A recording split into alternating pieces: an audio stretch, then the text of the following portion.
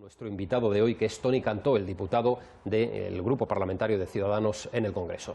Señor Cantó, muy buenas noches. Buenas noches. Y bienvenido a La Noche en 24 Horas. Un placer, gracias a vosotros. Bueno, lo decíamos en nuestra portada, un mes exacto para la cita con las urnas del próximo 21 de diciembre.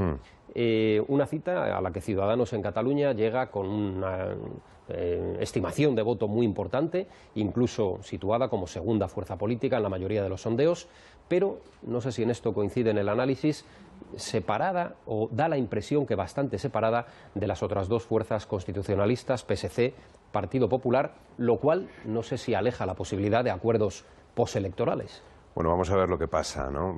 Yo soy optimista en cuanto a que creo que realmente hay un proyecto y sobre todo una presidenta que es Inés Arrimadas que puede hacer que las cosas cambien por completo en Cataluña. Respecto a lo que están haciendo los otros partidos, hay alguna cosa preocupante. Hoy mismo estábamos viendo en el Congreso cómo de nuevo el PSOE o el PSC se alineaba con Esquerra Republicana.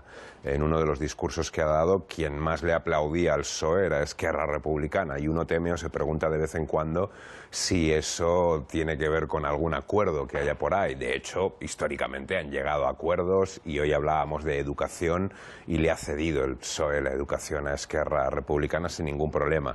Pero bueno, esperemos que haya sentido común, que haya rigor, porque seguimos viendo, decían los señores del Govern, que la declaración era simbólica, pero las consecuencias no han sido simbólicas. Ayer mismo veíamos otras. Son consecuencias reales y muy preocupantes, no para los que tienen un carguito de Esquerra Republicana y son consellers o exconsellers o diputados, pero sí para los trabajadores catalanes que cada día se ven más empobrecidos. Entonces, vamos a ver si impera el sentido común y se apoya a alguien como Inés Arrimadas, que puede hacer que de repente en Cataluña se deje de vivir la fractura social que se está viviendo, se deje de expulsar talento y empresas fuera de Cataluña, o se deje de conseguir algo que era impensable hasta ahora, que era una de las marcas más valiosas de todo el mundo. La marca Cataluña ha terminado siendo un lastre, por culpa de Esquerra Republicana, del PDeCAT, de la CUP, de Podemos, etcétera.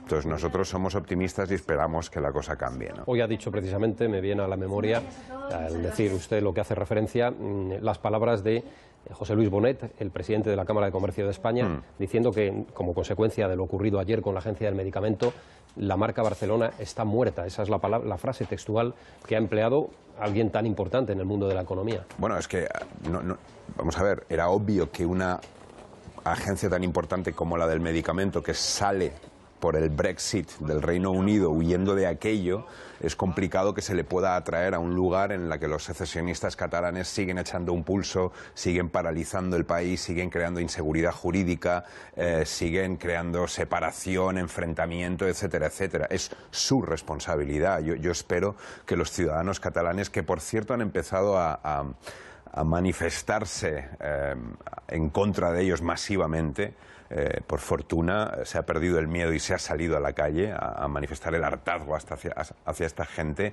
Yo espero que lo paren, porque creo que el daño, como dice ese señor que usted comenta, o como se vio ayer con la pérdida de la Agencia del Medicamento Europea, es muy grande y va a costar mucho tiempo recuperar, pero yo creo que se puede. Ahora bien, hemos de dejar de entrar en ese loop constante del que no sale el independentismo catalán y empezar a crear otras dinámicas, ¿no? Será una campaña, en cualquier caso, peculiar. Vamos a ver a un candidato a la presidencia de la Generalitat hacer campaña desde un país extranjero y vamos a ver también hacer campaña a una serie de candidatos, si no se aceptan los recursos, que hasta ahora no ha ocurrido, de su prisión provisional, hacer campaña, ya digo, desde prisión. A mí lo que me parece más preocupante es que ellos están intentando hacer todo lo posible, y la señora Marta Rovira debería dimitir ya, por hacer que la campaña vaya de lo que ellos quieren, de sus mentiras, hablando de muertos, de sus presos políticos que no existen en España, como es obvio, de democracia sí, democracia no, cuando son ellos los que se saltan las leyes, la democracia, el Parlamento, silencian a la oposición, etcétera, etcétera. Ojalá, ellos están intentando que la campaña vaya de eso, pero yo creo que la campaña tiene que ir de cuáles han sido las consecuencias de esta gente que ha gobernado Cataluña durante tanto tiempo y que ha hecho, a pesar de que decían que iba a pasar lo contrario, que se vayan las empresas de Cataluña, o que se ha demostrado que mentía cuando decía que aun yéndose de España, del resto de España, iban a poder mantenerse dentro de la Unión Europea, el euro, etcétera. Se ha demostrado que todo es falso.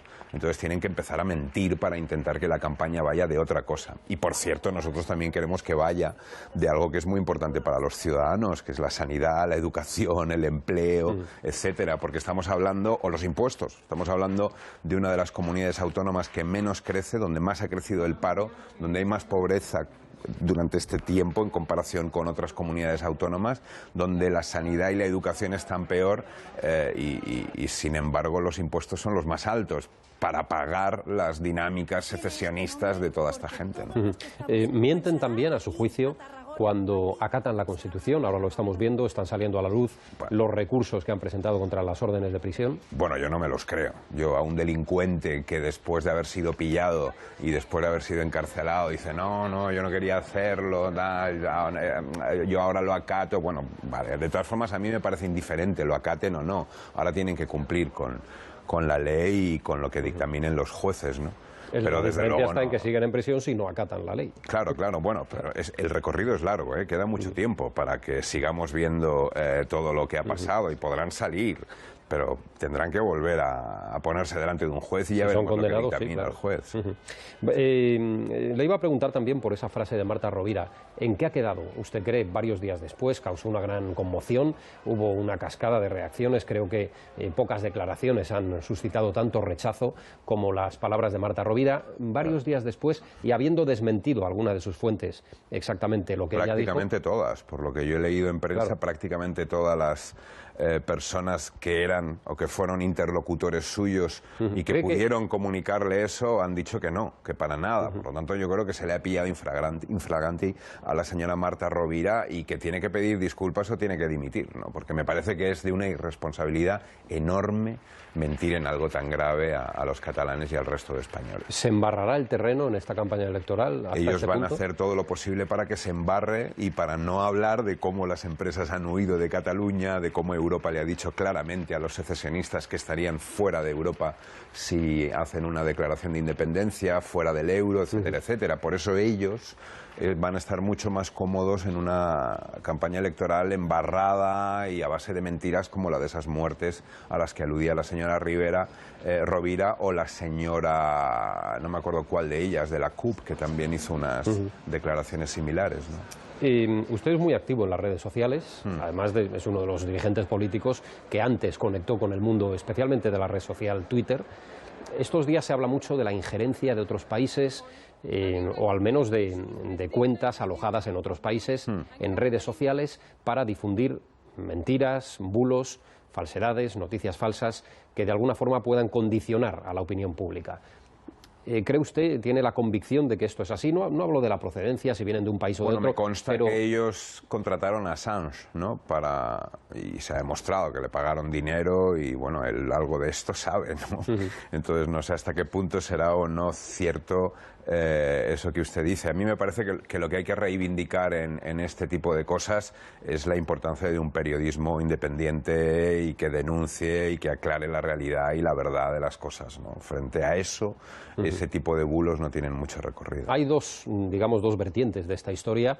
Una es el ataque vía hackeo, vía robo de datos, de organismos públicos, de empresas, de instituciones, que puede provocar situaciones incluso que afecten a la seguridad de un país. Y luego está la otra parte, la parte de la difusión de noticias falsas, que lógicamente para moldear a la opinión pública y para moldear un estado de opinión, ¿no? Que es donde se señala directamente a otros países donde se han alojado la mayor parte de las cuentas fake, de las cuentas zombie, que así se las llama, que han rebotado estos mensajes falsos. Y ahí es donde existe la polémica, por ejemplo, con Rusia, ¿no? Hay poca cosa que se me pueda ocurrir en contra de eso, aparte de lo que le he dicho antes, que tiene que ver con el periodismo en letras mayúsculas o con la educación, con el implantar en nuestros hijos un espíritu crítico y de eso es de lo que estábamos hablando nosotros estos días al denunciar el tema del adoctrinamiento, que impida que la gente se trague, se coma absolutamente todo lo que ve en redes, ¿no? Yo creo que es importante también que nos eduquemos a nosotros mismos, pero sobre todo a nuestros hijos, porque esto va hacia esa dirección para que no se traguen cualquier noticia. Precisamente el tema del adoctrinamiento tiene mucho que ver con con eso. A eso iba, porque Ciudadanos ha presentado esta misma tarde, se ha debatido en el Congreso de los Diputados una proposición de ley para, digamos, crear una agencia independiente que refuerce el papel de la alta inspección del Estado en materia de adoctrinamiento y también en el resto de las tareas que hace esta institución del Ministerio de Educación. Lo que pasa es que hay discrepancias con otros grupos políticos. No con todos. Bueno, el Partido Popular ha presentado una propuesta alternativa, pero es parecida, ¿no? Bueno, el Partido Popular lo que ha hecho, porque se quedó un poco descolgado y yo creo que le llovieron las críticas cuando no votó a favor de nuestra propuesta hace ya unas semanas, que fue la que yo defendí, nuestra moción contra el adoctrinamiento, en la que lo único que le pedíamos al Partido Popular es que cumpliera con su deber. Bueno, el Partido Popular hoy ha hecho eso.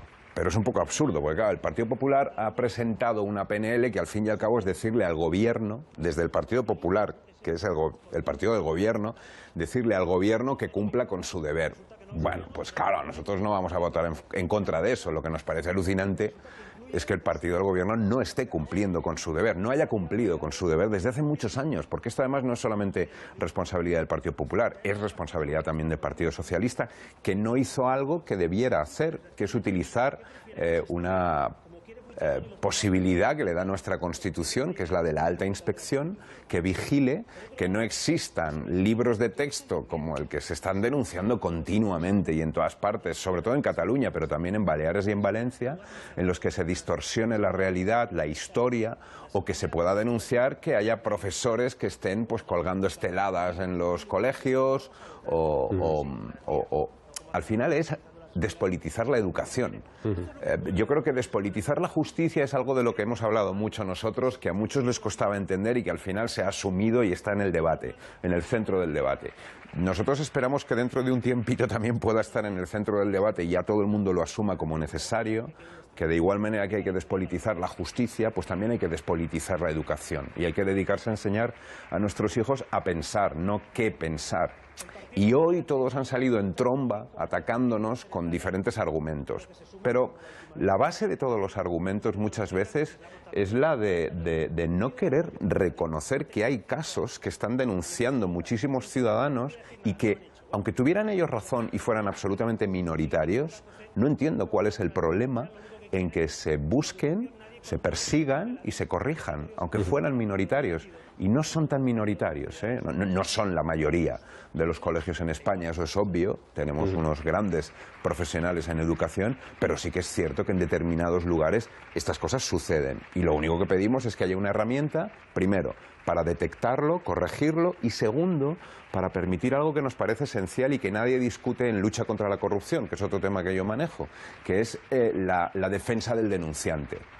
Si a un niño en una clase le están levantando, como se ha denunciado y es público, para decirle y avergonzarle delante del resto de la clase acerca de que sus padres son guardias civiles, es muy complicado que un compañero de ese niño se levante. Le estaríamos pidiendo ser un héroe frente a la clase, frente al recreo y al resto del colegio. Entonces, lo único que pedimos es que ese niño o su familia puedan decir de forma anónima: ha pasado esto, para que luego ellos no sean también señalados. Bueno, esto a nosotros nos parece de sentido común. Hoy nos han dicho de todo por ello, pero seguiremos insistiendo porque somos muy cabezones. ¿Se les puede achacar que metan en precampaña electoral el asunto educativo, tal vez? Yo creo que no. Somos los que hemos promovido el pacto educativo hace ya meses. Hace ya meses presentamos el tema ya contra el adoctrinamiento, seguimos insistiendo en ello. Si nos lo hubieran apoyado hace ya bastante tiempo hubiéramos parado, pero como no y somos cabezones, seguimos peleándolo y seguiremos presentando propuestas ahora, durante la precampaña, pero también después, cuando acabe la campaña y cuando haya un nuevo gobierno en Cataluña, espero que presidido por Inés Arrimadas, que haría innecesario un trabajo como el que nosotros nos estamos viendo obligados a llevar a cabo en el Congreso, no solamente por lo que hacen ciertos sectores secesionistas, sino porque el PP y el PSOE les han permitido históricamente hacer de todo a los nacionalistas y han pasteleado con ellos. Una pregunta más, y pasamos a nuestra mesa de análisis, señor Cantó. El asunto del cupo vasco se aprueba el próximo jueves. El nuevo proyecto de ley. Es otro pasteleo. Claro, el nuevo proyecto de ley del cupo vasco. ¿Cuál es la discrepancia con Ciudadanos? Sencillamente el que esto se apruebe por el trámite de urgencia. Porque no se puede o el enmendar. fondo del asunto. asunto, que es un asunto que está en la Constitución. Hay dos cuestiones ahora. Una primera, ¿cómo es el trámite? Podemos, Partido Popular, PSOE y PNV se han puesto de acuerdo, fíjese qué grupo más raro, o no, en que sea por urgencia y por lo tanto haya cierta opacidad y no se nos deje enmendar. Es decir, nocturnidad y alevosía, para entendernos, y luego está lo que se discutirá ya el tema, el fondo de la cuestión el jueves, que no es tanto si seguimos permitiendo que exista una figura que se llama el cupo vasco o no, sino la forma en que se calcula ese cupo vasco, porque al fin y al cabo lo que están permitiendo Podemos, PNV, PP y PSOE es que una de las regiones más ricas de España no colabore, no solo no colabore con las más pobres de España, sino que encima reciba fondos de ellas. En un momento en el que estamos hablando desde muchos lugares de España en que hay que mejorar la financiación y encontrar un acuerdo para que todos tengamos una financiación justa que garantice nuestros servicios sanitarios, educativos, dependencia, etcétera, etcétera, yo creo que este tema es clarísimo. Pero al final es un pasteleo del Partido Popular y del Partido Socialista con los nacionalistas, como siempre. Es decir, el tema no es tanto la figura, sino lo que calculan y el dineral que les vamos a terminar pagando a una de las regiones más ricas de España, todos los españoles, todo el resto de españoles. Bueno, seguro que hay alguna pregunta más a lo largo de la noche sobre este asunto. Continuamos rápidamente con nuestra entrevista a Toni Cantó. Antes de eso, repasamos los protagonistas de la noche de hoy, los protagonistas de la noche en 24 horas.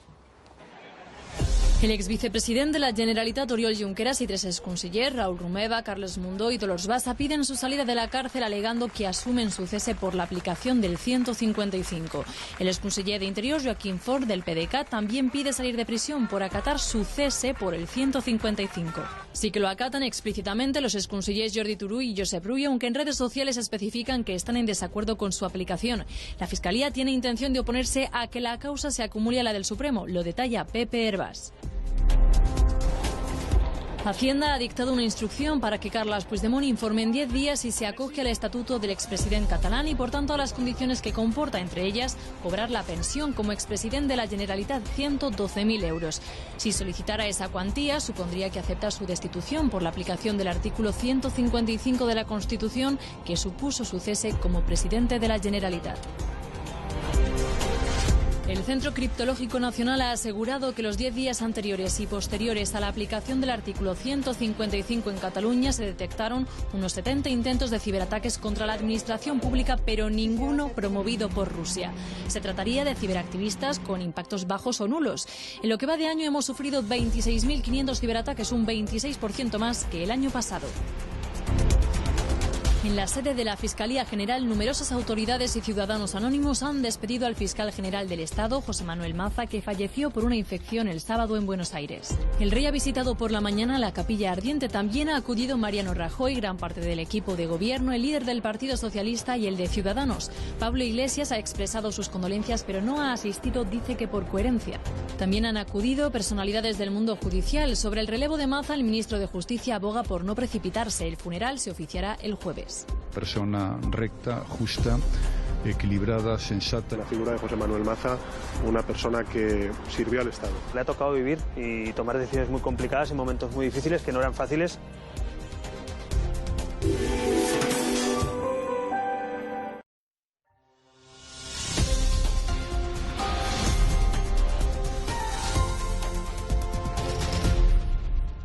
Mesa de análisis en la noche en 24 horas. Presentamos ya a los analistas que hoy nos acompañan, que son Ignacio Camacho. Muy buenas, Ignacio. Muy buenas noches. Esther Jaén. ¿Qué tal, Esther? Muy buenas.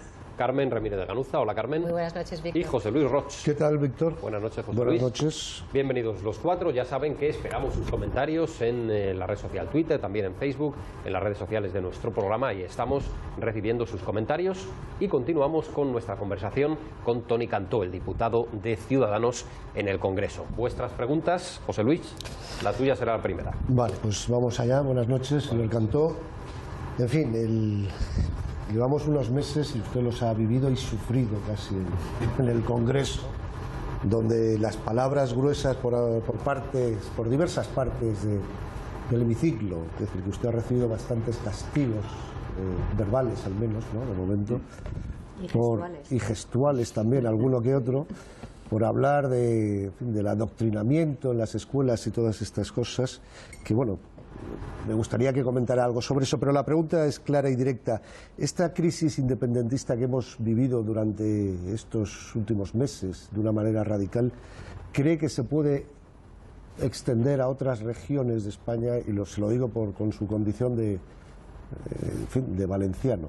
Es decir, si los països catalans, eso que se entiende por països catalans, puede revivir este problema de una manera más virulenta. Bueno, yo no sé si he recibido algún castigo o no. En cualquier caso, ¿algún los insulto? castigos Sí. o insultos o cortes de manga que yo pueda recibir entiendo que van en el sueldo. A mí esos castigos no me preocupan. A mí lo que me preocupa es el castigo que reciben, por ejemplo, los trabajadores catalanes, que ayer de un plumazo, por solo poner un ejemplo puntual, pierden 1000 y pico puestos de trabajo, decenas de miles de pernoctaciones, inversiones multimillonarias, etcétera, etcétera. Ese es el castigo que a mí me preocupa y que va a costar mucho, aunque yo creo que es muy posible llevarlo a cabo, reparar, porque realmente han dejado la marca, como comentábamos antes, por los suelos. En cuanto a si eso se puede dar en otras comunidades autónomas, pues yo vivo en una comunidad autónoma y soy vecino de otra Baleares, vivo en Comunidad Valenciana o soy de la Comunidad Valenciana, que va por el mismo camino. Pero vamos, es que además el ejemplo es muy claro. Es un gobierno del Partido Socialista que lo primero que hace es cederle la cartera de educación al Esquerra Republicana de turno, que es Compromís, el partido nacionalista que tenemos en la Comunidad Valenciana, y la televisión pública nueva también, a Compromís. Entonces, bueno, yo creo que está clara cuál es la dirección a la que se va. Empezamos a ver, como en Baleares, temas de adoctrinamiento en las escuelas, empezamos a ver incluso chantajes como los que hace el señor Marzá, diciendo que no permitirá estudiar más inglés a no ser que estudies el máximo posible de valenciano. Pone problemas al poder estudiar en español en la zona también, en algunos colegios no se puede estudiar y bueno, por lo que se ve la dirección es exactamente la misma. Y a mí me preocupa porque ahora estamos viendo a dónde nos conduce. ¿Pero los todo. políticos se han vuelto locos o es que hay una sociedad permeable a estas propuestas políticas? Bueno, yo creo que hay un diseño desde algunas élites políticas de esto. Creo que lo que sucedió en Cataluña sí que vino a través de un diseño de ciertas élites políticas y hemos visto documentos desde el señor Pujol y compañía que hablaban de una hoja de ruta que iba por aquí. Entonces es evidente que cuando tú adoctrinas en el colegio terminas encontrándote con frutos como los que te encuentras ahora mismo en Cataluña y es obvio que eso es lo que se está intentando hacer también desde la Comunidad Valenciana.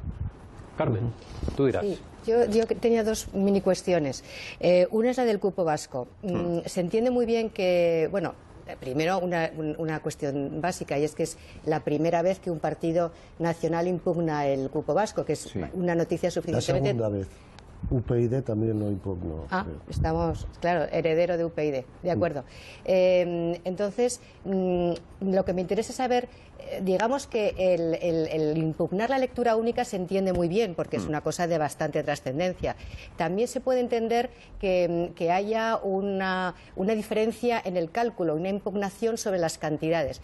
Pero Ciudadanos da la sensación, por el discurso de Rivera y su propio discurso, que no solamente impugna el cálculo, porque en realidad no hace un cálculo alternativo. Lo que impugna realmente es una figura, que es el cupo vasco, el concierto, que forma parte del pacto constitucional y suena como un poco incoherente en un partido que... de verdad, yo no... Pero voy a la pregunta. No sé si es incoherente o no, pero ¿no hay un poco de oportunismo en el hecho de que en este momento, a raíz del desafío y del problema catalán, se ha despertado una conciencia nacional española que abrigaría este tipo de reformas? Es decir, Ciudadanos está criticando la figura del concierto vasco como para modificarlo en la Constitución. Que me pierdo, a ver si lo consigo ordenar. Oportunismo no. Quiero decir, ahora es cuando nos viene al Congreso esta propuesta y es cuando podemos debatirla. Esto no es oportunismo. La debatimos o nos posicionamos cuando se puede, que es ahora. Y bienvenida sea, porque creo que es un tema que hay que sacar a la palestra y que hay que hacer conscientes a todos los españoles de cuál es el problema. En mi Comunidad Valenciana hay partidos que están quejándose de la mala financiación que tenemos y se van a poner a favor de los privilegios fiscales de otras comunidades autónomas esta misma semana. Y yo creo que eso sí que es una incongruencia y sí que es oportunismo. Pero repito, para mí lo fundamental no es la figura del cupo, sino cómo se calcula. Y si creemos en una España en la que las comunidades más ricas deben ayudar a las que menos tienen. Nosotros creemos que sí, entendemos la solidaridad y la idea de España y de Estado como eso, como algo que existe para que podamos ayudarnos unos a otros a igualarnos. Pero no hay una enmienda a la totalidad a la figura del concierto. Hay una enmienda a cómo han querido hacer el trámite parlamentario ellos, y hay una enmienda a cómo se calcula de manera opaca y cómo se calcula el tema del cupo vasco. De acuerdo. Y la segunda... Lo que nosotros creemos es que los vascos son solidarios. Es que aquí, en el fondo, lo que nos están diciendo unos es que los vascos son insolidarios. Y yo creo que no. Yo tengo muy buenos amigos vascos que son muy solidarios y que estoy convencido de que no tienen ningún problema en ayudar al resto de españoles que estén en peores condiciones. Estoy convencido. ¿Y usted descarta por completo esa solución del cupo como una vía de entendimiento y de encaje de Cataluña en el resto del Estado? Es que es imposible. O sea, es que... vamos a ver, es que no dan las cuentas. Yo creo en otro tipo de financiación, yo creo en lo que se está haciendo en la conferencia de presidentes, es decir, una negociación multilateral donde todas las comunidades autónomas estén presentes y empecemos a ver de qué manera, porque esto solo va de lo que voy a decir ahora, de qué manera podemos garantizar a todos los españoles el estado de bienestar, es decir, que tengan los recursos suficientes para garantizar una sanidad, una educación, una dependencia públicas y en condiciones, que es lo que algunas comunidades autónomas ahora mismo no pueden garantizar. Es que hay diferencias muy grandes, de varios cientos de euros por habitante, dependiendo de en qué comunidad autónoma residas, y a nosotros nos parece que esto no es justo. Esther, tus preguntas. Pues yo le voy a preguntar por las formas en el Parlamento. Lo mencionaba antes José Luis, creo mi compañero. Que hoy a Gabriel le ha caído un rapapolvo por parte de la presidenta. No me parece mal. Precisamente por eso le voy a preguntar. Porque, claro, a los que hemos vivido otros parlamentos con otras formas, nos sorprende poderosamente estas nuevas formas de algunos, si bien no es generalizado, pero hombre, cada día nos venimos con unas cosas. Hoy me traigo unas esposas, mañana una impresora, al día siguiente, en fin, no sé. Yo no sé si llegaremos a tragar sables, escupir fuego en el Congreso, no lo sé. Sino por ahí las cosas. De actores como cantó. Aparte de todo este del show, pues tenemos también las malas formas. Las malas formas, los insultos, el gritarse de escaño a escaño. Y yo, cuando decía hace un momento...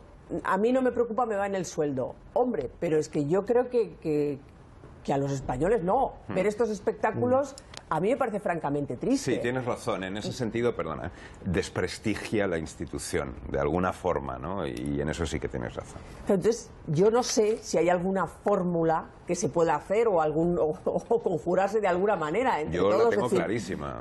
Vamos a intentar comportarnos seriamente, porque al final lo que sale es... O estas cosas, por gruesas que sean, seguramente siempre nos echarán la culpa a nosotros, esto de echar los periodistas. Hay que ver lo que destacan. Solo sacan cuando nos insultamos, cuando nos hacemos gestos feos y cuando el Parlamento está vacío, que también es otro problema. Es decir, que el día que no toca votación y no vienen los jefes, haya 7 o 8 personas en el hemiciclo, también está feo.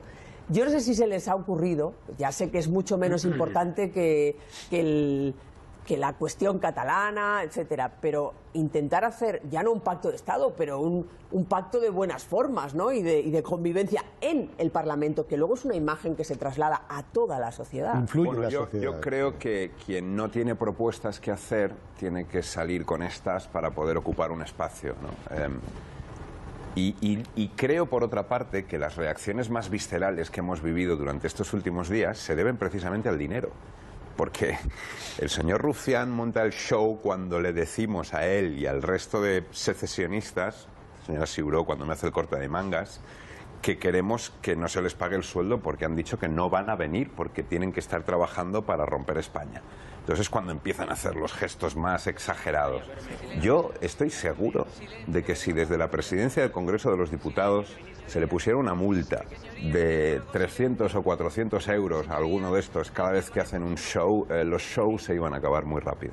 Eso es endurecer el reglamento del Congreso, ¿no? Para eso se requiere un consenso para reformar el reglamento. Pero el reglamento lo marca, yo creo que ya hay... Con sanciones. Yo creo que se podría sancionar y que las sanciones, y si no, fíjense en lo que está pasando con los miembros del antiguo gobierno y la aplicación de la ley nunca es mala, es una estupenda medicina, y yo creo que esta gente, en cuanto tuvieran que pagar 2 o 3 multas de varios cientos de euros, dejaban de montar un show día sí día no en el Congreso. Lo tengo como una propuesta. Ignacio, tu turno. Sí, señor Castor, yo quería preguntar si usted piensa que cabe ya algo más en Cataluña en esta legislatura. El otro día un dirigente del PSOE me decía que estamos delante, que había retirado incluso asuntos de agenda social que tenían preparados para avanzar, no se abren huecos, no, ya podrían abrirse en el Congreso, pero no se abren en la opinión pública. Y en segundo lugar, relacionado con esto, ¿se puede abordar la siguiente fase del conflicto, posconflicto, como queramos llamarlo, de Cataluña, con estas mayorías insuficientes que tenemos actualmente en la Cámara, o habría que convocar elecciones con Cataluña como eje del debate político y ver si se obtenía una mayoría que, bueno, enfrente o dialogue, según...